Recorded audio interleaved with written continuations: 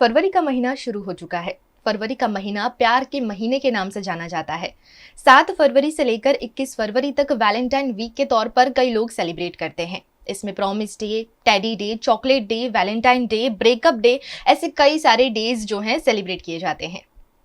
लेकिन जब सीरियसली हमारी जिंदगी में इन रिश्तों को अपनाने की बारी आती है तो कई बार लोग घबरा जाते हैं। अब इसके कई निजी कारण हो सकते हैं। कई लोगों के पास एक्सपीरियंसेस बुरे होते हैं, तो कई लोगों का ये कहना होता है कि अपने करियर पे फोकस करने के लिए, अपनी जिंदगी में सक्सेस पाने के लिए मैं इस वक्त इन सब चीज़ों के लिए तैयार नहीं हूँ। इन्हीं सभी रीजंस की वजह से अच्छे भले रिश्तों को भी लोग तोड़ देते हैं। लेकिन ये जो रिश्तों की उलझन सुलझन है, क्या ये सही है? क्या रिश्तों को इतना फॉर ग्रांटेड लेना सही है? आज ज़माना जितना आगे बढ़ रहा है, जितना सक्सेस की ओर आगे बढ़ रहा है, उतना ही कहीं ना कहीं रिश्तों को फॉर ग्रांटेड लेना शुरू कर दिया है। हम लोग सेल्फ लव सीख गए हैं। ये सीख गए हैं कि अकेला रहना हमारी ज़िंदगी में हमारे लिए काफ़ी है। हम अकेले अपनी ज़िंदगी को संभाल सकते हैं, अपनी जिम्मेदारियां उठा सकते हैं। लेकिन सिर्फ अकेले उठा सकते हैं और हमें किसी की ज़रूरत नहीं है, ये सोच कहीं ना कहीं गलत हो जाती है। तो इन्हीं रिश्तों की उलझनों के बारे में आज हम बात करेंगे रिलेशनशिप साइकोलॉजिस्ट रजनी जॉर्ज के साथ में। बहुत बहुत स्वागत है मैम आपका हमारे इस शो में। अब जैसा कि मैंने आपसे कहा कि आजकल जो है रिश्तों को लेकर बहुत उलझनें हो गई हैं लोगों के मन में। बहुत बार ऐसा हो जाता है, पहले ऐसा होता था कि अरेंज मैरिजेस हैं तो कहीं ना कहीं झगड़े हो रहे हैं, तो हमें समझ आता था कि कोई नहीं, ये अरेंज मैरिज है, एक दूसरे को जानते नहीं हैं। लेकिन आजकल लव रिलेशनशिप में भी ये प्रॉब्लम्स आने लगे हैं, चाहे टीनेज प्रॉब्लम्स हों, चाहे मैरिड लाइफ में ये सब चीज़ें हों। तो मेरा पहला सवाल ये रहेगा कि कब एक रिलेशनशिप में एक रिलेशनशिप साइकोलॉजिस्ट की ज़रूरत पड़ जाती है? रिलेशनशिप ऐसी चीज़ है जो अ पर्सन उनको अपनी अंडरस्टैंडिंग, उनका जो सामने जो व्यक्ति को देखा एंड दे फील के this person is for me, or maybe this I can live my life with this person. In such cases, a relationship, understanding, caring, giving up, then comforting each other, all this comes into the picture. So relationship can start from a very teenager age also, but then it's not that serious those days. They are not able to differentiate, is it a real love or it is just a crush on that person, or is it just the physical appearance that they are looking into it, or is it a real true love? Exactly. So it is not the age where they are able to differentiate. So the mature love comes later on, maybe when they are grown up into an adult, when they go into the college. Like you said, nowadays the life has changed a lot, the society has changed a lot. Earlier it was the parents' decision who used to arrange the marriage, and then the kids used to accept. Some would say no, some would accept it. But now it is almost 90 to 95% it's the kid's choice. That was the person's choice, that whether they want to get married or not get married, with whom they should get married, whether it should be an arranged, it should be love marriage, it should be intercaste, all depends on the person. And obviously the parents have also changed a lot. Earlier it wasn't allowed if it is an intercaste marriage, or it is a marriage with another religious person or other culture person from south, north, east, west, whichever. Nowadays parents are open to those things also. If the partner is appropriate and they know the partner, they both are going to live a happy life, they do let go and they allow them to live together. So there is no age, fixed age factor over there, that okay, this is the right age that you start taking care of somebody or understanding and you feel you can be with this person for a life. जब आपको लगे कि आप तैयार हैं, Yeah. तब आप किसी में इन्वॉल्व हों, और specially the difference between attraction और जो अटैचमेंट है, प्यार है, इसमें क्या आपको एग्जैक्टली फील हो रहा है उस पर्सन के साथ में, वो जानना बहुत ज़रूरी है, राइट? तो आजकल जो है सबसे कॉमन इश्यूज क्या हैं आपके पास में जो आते होंगे, जितने भी कपल्स आते होंगे कंसल्टेंसी के लिए, तो बहुत कॉमन इश्यूज क्या देखने मिलते हैं आपको? So the marital counseling के लिए जो maximum cases आए हैं, either they are not able to adjust together, maybe late marriages, because nowadays girls study a lot, they focus more on their careers, and then later on they go for late marriage. Even boys, they go for late marriage, they don't want to take a responsibility, like you said. Some don't want to, for a longer duration they say okay, I don't want to get married, and then at the age of 35 they realize okay, I need to get married and need a partner.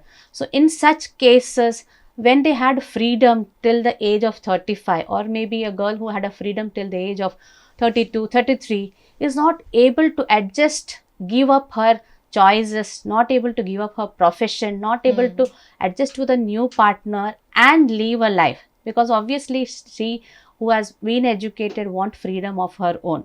So in relation, that is very much important that both the partners have to give space to each other. They need to understand each other. They need to take care of each other, respect each other's point of view. So for that, you need to have a good communication skill. There has to be a good communication between the partners. So that is the major area, because the counseling maximum जो आती है ना, छोटी छोटी silly चीजें, she doesn't do this or he doesn't follow this. So there can be very silly things, and it has gone up to so much that maybe they are not physically sat down and communicated about the problem, and they were not able to solve at their end. And then later on it becomes bigger and bigger, and they don't want to adjust at all now. So those are the major cases which have come to me. तो जैसा आपने इन issues के बारे में बात करी, बहुत तो जाहिर सी बात है कि कम्युनिकेशन हर रिश्ते में ज़रूरी है, वो फिर चाहे कोई रिलेशनशिप हो, चाहे कोई फ्रेंडशिप हो, क्योंकि बात जब तक आप करेंगे नहीं तब तक आपको पता नहीं चलेगा कि एग्जैक्ट प्रॉब्लम क्या है, राइट? तो मैंने शुरुआत में भी ये चीज़ कही थी कि क्या आपके पास में जो केसेस, मतलब जो कंसल्टेंसी के लिए लोग आते हैं, वो ज़्यादातर लव मैरिज के होते हैं कपल्स या अरेंज मैरिज के होते हैं? दोनों केसेस के हैं. देर आर केसेस जहाँ लव मैरिज के भी आए हैं as well as arrange marriage. More the I said age factor वाला जो भी केसेस है, it was more of arrange marriage वाले थे, जहाँ पे they were not able to, it was parents will, okay you will be alone, so get married, and then later on they adjusted, listened to the parents, and then they started with a life, but now they were not able to adjust. So I have so many such couples, they have come for the sessions, just took few sessions, and then they are back to normal and they're living a happy life. Because I get message back saying that yes ma'am, it was that one session or two sessions which has helped us to overcome our problems, understand each other, take care of the things, and then give space to each other wherever it is required. So that has helped a lot. पहले रिश्तों के बस कुछ ही नाम होते थे, दोस्ती है, दोस्ती से ज़्यादा प्यार है, लेकिन आजकल आपने ये टर्म सुना होगा कि रिलेशनशिप के अलावा सिचुएशनशिप, फ्रेंड्स विद बेनिफिट्स, ये सारी चीज़ें भी बहुत ज़्यादा अभी पॉपुलर हो गई हैं. और लिव इन रिलेशनशिप जो आजकल बहुत ज़्यादा, इसके ऊपर अभी कानून वगैरह सारी चीज़ें शुरू हुई हैं. तो ये जो सारे नए नए नाम आए हैं रिश्तों के, ये कहीं ना कहीं इस वजह से आए हैं कि लोगों को जिम्मेदारी, जो हमने बात करी कि जिम्मेदारी लोगों को उठाना अभी पसंद नहीं आ रहा है. ये सोच रहे हैं कि अभी हम करियर पे फोकस करते हैं, लेकिन साथ साथ एक ऑप्शन भी रख लेते हैं, जो सिचुएशनशिप आजकल टर्म यूज हो रहा है. तो इस पर आप क्या कहेंगे, क्यों लोग रेडी नहीं है जिम्मेदारी को उठाने के लिए? See, somewhere we can say nowadays the kids whom we are bringing up, earlier days it was a compulsion कि at this age you need to get married. That was the compulsion, as the society, as the parental family culture, all these were involved into it. Nowadays I know there are societal factors where people ask, okay अभी तक शादी हुआ कि नहीं हुआ, क्यों नहीं हुआ, कुछ कारण है कि नहीं. People are inquiring, but then they don't interfere a lot into the personal matters of people. Like earlier, the community, maybe the caste people, or the ones who used to, okay, is this the problem? We will help you out. We'll come out to solve it. So let's look into the matter and all. So nowadays, as living alone, be a nuclear family, all these systems are affected a lot, where children have come into the comfort zone of living alone, single child, maybe only one friend. Somewhere in the family, in a nuclear family, we have not given them that space of sharing, caring.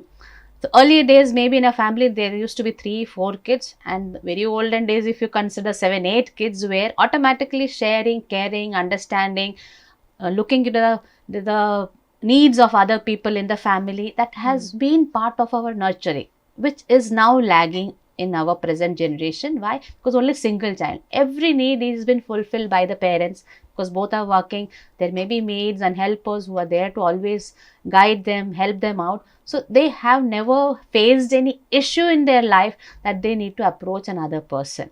So in such cases, when it comes to sharing their life with somebody, sharing their space with somebody, it becomes difficult for people. So that is what, and other thing, they don't want to take responsibility. Where ये करने से, शादी होने से, okay, being a girl, this is my profession, it is going to be affected. If I become pregnant, then again I have to lay off my so many months, or maybe some places year. to take care of the kid, because it's always the mother who is the one maximum taking care. There are places where the male also takes care of the kid. They do get leaves also, but then उनको उतना जरूरी नहीं लगा कि इस relation या शादी करना जरूरी है कि नहीं करना जरूरी है. आई एम कंफर्टेबल कि मैं अपने घर पे आराम से रहता हूँ, पेरेंट्स हैं, जब तक है वो हमारे ध्यान रखेंगे, I can take care of them. So later on सोचा जाएगा. So that kind of mentality has developed a lot in the society. So that is one of the factor that they are thinking of not getting married or not adjusting easily with a partner. Do you think कि mobile web series और जो आजकल movies अलग अलग बन रही हैं, अलग अलग कॉन्सेप्ट के साथ में बन रही हैं, जो कई बार अटपटी लगती हैं स्टोरीज हमें कि ये ऐसा कैसे हो सकता है, ऐसी स्टोरी कैसे हो सकती है, तो क्या इन सारी चीज़ों का भी असर पड़ता है हमारी लाइफ में, हमारे रिलेशनशिप को लेकर जो हमारा पॉइंट ऑफ व्यू है, हमारा पर्सपेक्टिव है, वो क्या इसकी वजह से बदलता है? Obviously badalta hai, because see the media is something has affected a lot in everybody's life. It's not सिर्फ बच्चों के नहीं, बड़ों के सबके लाइफ में वो उसका असर आया है कि typical serials which comes into कि इस तरह के बहू मेरे आना चाहिए, इस तरह के सन इन लॉ होना चाहिए मेरे, कि इस तरह बिहेव करना चाहिए, मेरी पत्नी ऐसी दिखनी चाहिए, has to have a wonderful look होना चाहिए उसका. ऑल राउंड बिहेवियर्स उन लोग एनालाइज करते हैं, लुकिंग इनटू द कैरेक्टर, जबकि that is just a TV show. They are not looking into the, it's not a practical thing which can not happen always. 100% वो depict नहीं कर सकते real life में, बट वो चीज़ लोग समझ नहीं पाते हैं. knowingly, unknowingly, it's not that always it is purposely they are doing, at times it is unknowingly that they start looking into the factor, okay मेरी पत्नी ऐसी दिखनी चाहिए, ऐसे बिहेव करना चाहिए, ऐसे बात करनी चाहिए, मुझे सुबह ऐसे उठाना चाहिए. सो ये सब चीज़ें मीडिया से बहुत इफेक्ट करते हैं, and which is troubling the relationship a lot. It's troubling a lot. Okay. अभी बात हुई है वेब सीरीज़ और मोबाइल की, तो इसमें आजकल ऐसी कई सारी सीरीज़ हैं जिसमें चीटिंग नॉर्मलाइज हो गई है. एंड रियल लाइफ में भी हम देखें, हमारे आसपास के लोगों को देखें, तो वी हैव सीन कि कई सारे कपल्स ऐसे हैं जिनमें चीटिंग नॉर्मलाइज हो गई कि इसने छोड़ दिया क्योंकि ये किसी और के साथ में इन्वॉल्व था. तो ये जो सारे केसेस धीरे धीरे बढ़ते जा रहे हैं चीटिंग के, तो इसमें ज़्यादातर रीजंस क्या सामने आते हैं, किस वजह से पार्टनर चीट करता है आप पे? Either it is satisfaction नहीं है, the other partner, it can be sexual satisfaction हो, या some other look wise, like I said, okay, after a delivery my wife has become bulky, now I don't like her. So there were cases, ऐसा cases भी आए हैं जहाँ पे जो wife जो है वो मोटी हो गई, इसलिए मुझे अभी वो पसंद नहीं है. So जब शादी हुई she wasn't that way, that realisation हो हस्बैंड को, अब उनको और कोई जो है और बेटर दिखने वाले, स्लिम दिखने वाले पर्सन ज़्यादा पसंद आने लगे. So that satisfaction in the relationship जो है वो हट जाती है. So people have lost the value of relationship. किस तरह रिलेशनशिप को मेंटेन करना चाहिए, that they don't know, they don't realise it. Maybe after going for years किसी और के साथ जाने के बाद दे रियलाइज तो my wife was much better, कि वो ऐसा मुझे किया करती थी, ये करके दिया करती थी. So that realization it takes lot of time. तब तक शायद it's too late also for some people, या some people they are able to come back because maybe the other partner is not involved with anybody or not married, so they can come back, but that's very rare cases. Pre married consultancy भी I guess होती है, जिसमें आप partner के साथ में आपके कुछ पर्सपेक्टिव्स को मैच करते हैं. तो ऐसी क्या चीज़ है जो आजकल लोग रिलेशनशिप में सीख कर रहे हैं, उन्हें क्या चाहिए सबसे ज़्यादा? क्योंकि जैसे जैसे अब दुनिया आगे बढ़ रही है, लोगों के हर मायने अलग अलग होते जा रहे हैं, उनकी ख्वाहिशें अलग अलग होती जा रही हैं. तो अभी के ज़माने में ऐसी क्या चीज़ है जो आप अपने जो लोग अपने पार्टनर से सबसे ज़्यादा एक्सपेक्ट करते हैं? See, every person का जो पर्सपेक्टिव है डिफरेंट है. सर्टन पीपल उन लोग फिजिकल अट्रैक्शन को ज़्यादा लिखते हैं कि मेरे हस्बैंड मेरे से स्मार्ट होना चाहिए, इकोनॉमिकली रिच होना चाहिए, सोसाइटियल वैल्यू होना चाहिए. There are people okay he should be equal to me, ये देखा जाता है. ओके पढ़ा लिखा होना चाहिए, कि वो रेस्पेक्ट करता हुआ आदमी होना चाहिए, कि अ वुमेन जो है उसको अंडरस्टैंड करना चाहिए. सो हर व्यक्ति का पर्सपेक्टिव्स डिफरेंट है, हर पर्सन जो नीड है वो भी डिफरेंट है. मेंटल पीस भी बहुत इम्पोर्टेंट रखता है आजकल, कि yes, I want to have my own space. Like every couple they need own space also. So in premarital counseling sessions में ये सब चीज़ों के बारे में information दिया जाता है. Like एक दो केस मेरे पास नॉर्मली आते नहीं हैं प्री मैरिटल काउंसलिंग सेशन, एक दो, because they were known to me कि ma'am we are going to get married, would like to have a pre marital session, and it was I think 2 state का था, 1 Marathi and 1 Gujarati. So in that cases they want to know किसी we are coming from 2 different cultures, we want to just get a pre marital counselling session if you can help us with that. So they wanted to know कि हम लोग को क्या करना चाहिए, what are the things we need to take care when in relation. जो one शादी के बाद क्या, I know they were in love for many years, they were together, they knew each other, their family knew each other, but still they wanted to know किसी हम साथ में जब रहते हैं क्या क्या problems आती है और किस तरह उसको solve करना चाहिए. So there are people who are concerned about it. See, there are so many youngsters nowadays don't get married because of the fear also कि हमारी शादी हो जाए फिर breakup हो जाएगा तो क्या, divorce हो जाएगा तो क्या.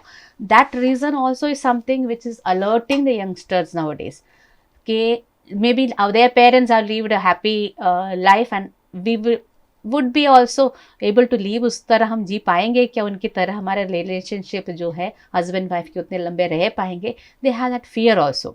सो स्मॉल फाइट भी उन लोग उसको टेक इन नहीं कर पाते हैं. दैट इज एक मेजर रीजन है. So pre marital counselling obviously अच्छी बात है, if they really want to know each other and understand each other, करना चाहिए. कई लोग जैसा आपने कहा कि प्री मैरिड कंसल्टेंसी के लिए आ जाते हैं, ऐसे कई कपल्स हैं जो एक दूसरे को इतना ज़्यादा अटैच होते हैं या प्यार करते हैं, मैं ये कहूँगी कि एक दूसरे के बच्चे और माँ बाप जैसे बिहेव करने लग जाते हैं कि उसने खाना खाया या नहीं, वो टाइम पे पहुँचा या नहीं. ये छोटी छोटी चीज़ों का बहुत ज़्यादा ही थोड़ा ओवर हो जाता है. इसको एक टर्म दिया हुआ है पेरेंटिफिकेशन. ये पेरेंटिफिकेशन क्या है और इससे क्या फ़ायदा या नुकसान हो सकता है रिलेशनशिप में?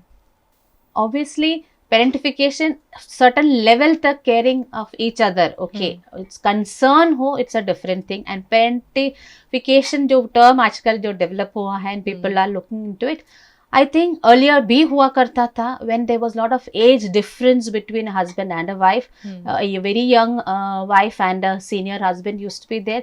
अपनी बेटी की तरह उसको केयर करते थे, उसको चीज़ों को ध्यान रखा जाता था, which I think it should not be that level. See, when you are partners, you need to have that equal understanding होना चाहिए, equal caring होना चाहिए. Same way, the other partner also has to be taken care. It shouldn't be only one partner who is caring about the other person. So it has to be a parallel. It has to be mutual होना चाहिए. Obviously, if wife ने खाना नहीं खाया, if husband is taking care, the wife also should know, okay, मेरे husband ने भी खाना खाया है कि नहीं. So that is very much necessary. Right. तो वो caring बहुत ज़रूरी है क्योंकि वो तो हर रिश्ते में ज़रूरी है, right? लेकिन जब भी हम किसी को चुनते हैं, क्योंकि आजकल जो ये सारी चीज़ें चल रही है जिसके बारे में हमने अभी बात करी कि इतने सारे टर्म्स हो गए हैं, इतने सारे जो डिवाइड हो गए हैं रिलेशनशिप, तो इसमें हमें कैसे पता चलेगा कि हमने जिस पार्टनर को चुना है वो हमारे लिए राइट पर्सन है या नहीं? See, 100% we can't say कि जो हमने पर्सन को चूज किया कि he is a right or a wrong person है कि नहीं. But yes, there can be changes that can be done. There can be understanding, caring के through. I know my partner, okay, उसको गुस्सा ज़्यादा आता है, so I know how to tackle that thing. So that is very much necessary. Nobody is perfect. Yeah. Behaviors keeps changing. And suppose आपने एक behaviour जो है 20-25 साल से सीख किया है, it doesn't change so fast, it takes time. So the other partner has to be patient enough to know, okay, इसकी ये आदत थी जो बदलने में थोड़ी टाइम लगेगी, सो उतना टाइम देना जरूरी है. So that is must in a relationship. Right. आदतें सामने वाले की समझना ज़रूरी है, ये बात भी बिल्कुल सही है कि तभी आपको पता चलेगा कि इंसान सही है. बस कुछ बिहेवियर है जो टाइम के साथ में बदलता जाएगा. अब हर किसी में एक मजाक मस्ती की भी आदत होती है, सेंस ऑफ ह्यूमर किसी किसी का बहुत अच्छा होता है और थोड़ा अजीब होता है जो लोगों को जल्दी समझ नहीं आता. अब वहाँ पर अगर आप किसी ऐसे इंसान के साथ में जो आपसे बिल्कुल अपोजिट है या पर्सपेक्टिव सारे सेम भी हैं, तो भी एक रिलेशनशिप में जो है सेंस ऑफ ह्यूमर क्या रोल प्ले करता है? क्या ये नेगेटिव हो सकता है या अच्छा हो सकता है एक रिलेशनशिप को बनाए रखने के लिए?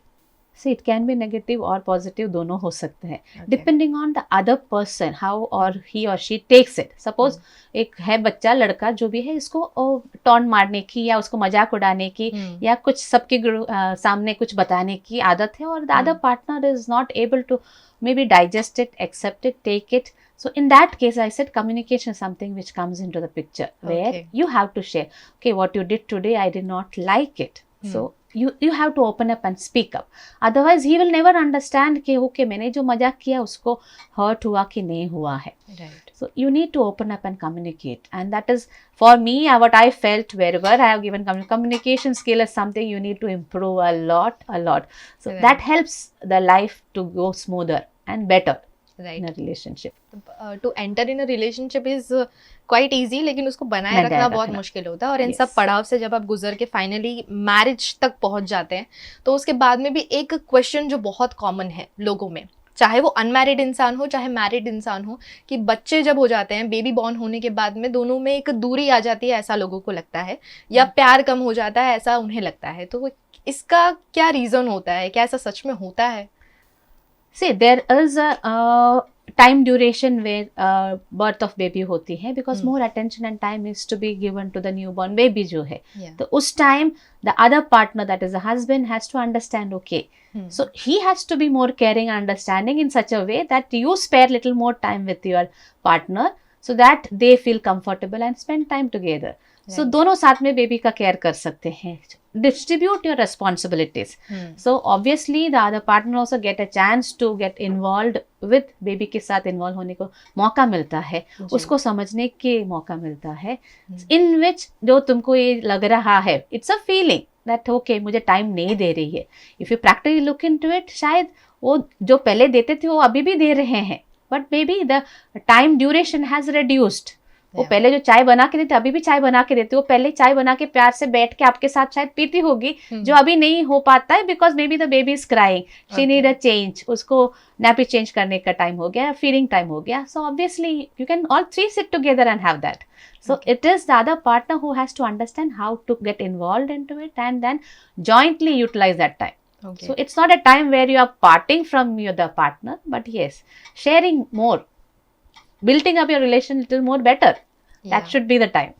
एक्चुअली ये बातें लोगों को पता ज़रूर होती है, लेकिन फिर भी जानने के बावजूद दे आर नॉट, ये कहा है कि कंफर्टेबल नहीं है. इवन मैरिज के बाद में भी लोग कंफर्टेबल नहीं होते हैं अपने मन की बात करने के लिए. और सिर्फ यही बात नहीं है कि आपको क्या बुरा लग रहा है, क्या अच्छा लग रहा है, उस बारे में ही नहीं, इवन फिजिकल जो सेटिस्फैक्शन होती है, जैसा हमने आगे बात करी, उसके बारे में भी कई लोग बात नहीं करते. उस वजह से भी एक जो एक्स्ट्रा मैरिटल अफेयर्स और ये सारी चीज़ें देखने को मिलती हैं.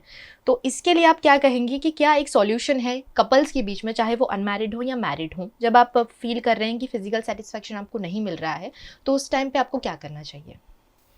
Same interaction, you need to talk to each other, that okay, this is something. And see, if you are a good partner, you understand your partner, person अभी थकी हुई है और maybe the other partner is not willing to have it, you get a bodily message, आपको automatically मिल जाती है. And in such cases, you need to interact. Okay, maybe it has happened once, twice, thrice. In that cases, you need to communicate now. Okay, why is it happening? Maybe I'm tired throughout the day, a lot of work, because of which, or maybe I had some tension because of which I'm not able to get involved into the sexual activities. So in such cases, again, you need to communicate. You need to speak up. That Communication is बहुत जरूरी है. Hug each other. Obviously, that will release your tension. You feel okay, I am test, बहुत excess work हो गया, you give a big hug and it gets released. So it's an emotional feeling which you are expressing. अब इतनी सारी बातें करी, इतने सारे सवालों के अपने जवाब दे दिए हमें, और हम उम्मीद करते हैं कि जितने भी दर्शक हमें देख रहे होंगे, अगर उनकी लाइफ में ऐसा कोई इशू होगा तो उन्हें एक सॉल्यूशन मिल गया होगा. और सबसे बड़ा सॉल्यूशन यही है कि आपको बात करनी बहुत ज़रूरी है आपके पार्टनर के साथ में, एंड आई थिंक ये हर रिश्ते में बहुत ज़रूरी होता है. लेकिन फिर भी इन जनरल एक टिप, कम्युनिकेशन तो ज़रूरी है, इसके साथ साथ में और क्या क्या चीज़ें हैं जो एक कपल को फॉलो करनी चाहिए, एक टिप आपकी तरफ से as a relationship psychologist to maintain the relationship बहुत अच्छे से, एंड कैसे उसको संजोए रखें अपनी ज़िंदगी में? Okay.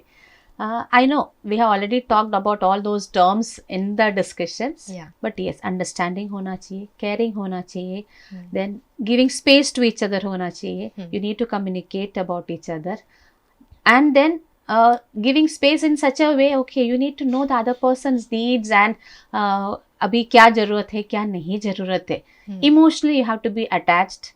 You need to know the emotional expressions of each other, so that feeling, caring, all these are combined together along with communication. When you, because see, all cannot understand by looking at a person, or he or she cannot understand what they want to tell, कि क्या उनको चाहिए करके, वो जी. देख के समझ में नहीं आएगा. So at times it is necessary to express that. So in a relationship, whether it is a family husband wife relationship or it is a friendship of friends, everywhere you need to have that caring, understanding, feeling of each other, giving space to each other, and all obviously communication, which is must. Okay. हर रिश्ते को बचाने का जो एक सबसे महत्वपूर्ण तरीका है वो है कम्युनिकेशन. आप अच्छे से बात करें, और ये भी ज़रूरी है कि आप किस तरह से बात कर रहे हैं, वो भी बहुत इंपॉर्टेंट रोल प्ले करता है. ज़रूरी नहीं है कि आपने अपने मन की बात रख दी लेकिन सामने वाले की बात नहीं सुन रहे हैं. Yeah. तो ये जो कम्युनिकेशन होना चाहिए वो दोनों तरफ से होना चाहिए, राइट? Yes. तो आज आपने जाना जो भी रिलेशनशिप को लेकर कई सारे सवाल रहते हैं, खासकर आजकल के जनरेशन में हर किसी के मन में, चाहे वो किसी भी एज ग्रुप का इंसान हो, हर कोई रिलेशनशिप में एक वक्त पे जूझ रहा होता है, कहीं ना कहीं किसी ना किसी प्रॉब्लम को लेके, और इसका कई बुरा इम्पैक्ट भी पड़ जाता है लोगों पर. तो इन सारी चीज़ों को किस तरह से डील करें, किस तरह से अपनी ज़िंदगी में इन रिश्तों को बनाए रखें, उन सभी प्रॉब्लम्स के बारे में आज हमने बात करी रिलेशनशिप साइकोलॉजिस्ट रजनी जॉर्ज जी से. बहुत बहुत शुक्रिया मैम हमारे साथ में जुड़ने के लिए. आज के इस टॉक को यहीं ख़त्म करते हैं. उम्मीद करते हैं कि आपको ये बातचीत जो है बहुत पसंद आई हो, और उम्मीद करते हैं कि ये सारी चीज़ें आपकी ज़िंदगी में हेल्पफुल रहेंगी. इसी तरह के और इन्फॉर्मेशन से जुड़े रहने के लिए देखते रहिए VNM TV.